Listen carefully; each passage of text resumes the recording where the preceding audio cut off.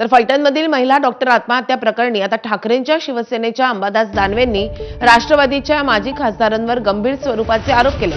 माजी खासदार रणजितसिंह नाईक निंबाळकरांचा भाऊ अभिजित निंबाळकर सर्व यंत्रणा चालवत असून अधिकाऱ्यांवर दबाव टाकत असल्याचा थेट आरोप अंबादास दानवेंनी केला आहे। माहिती मिळाली की कोण माजी खासदारांचा भाऊ अभिजित राजे निंबाळकर तहसीलमध्ये एसडीएम प्रांताकडे पोलीस स्टेशनला सातत्याने आपला राजकीय दबाव आणत असतात। कित्येक लोकांना तहसीलमध्ये छळ केला जातो, आपल्या मनाने निर्णय करून घ्यायला लागतात। पोलीस स्टेशनमध्ये आपल्या मनाने तक्रारी, मला असं वाटतं देवेंद्रजींच्या विषयी मी बाकी बोलणार नाही, परंतु ते राज्याचे गृहमंत्री सुद्धा आहे। असं असताना पोलीस अशा पद्धतीनं राजकीय पक्षाच्या दबावाखाली कशा पद्धतीने काम करू शकतात?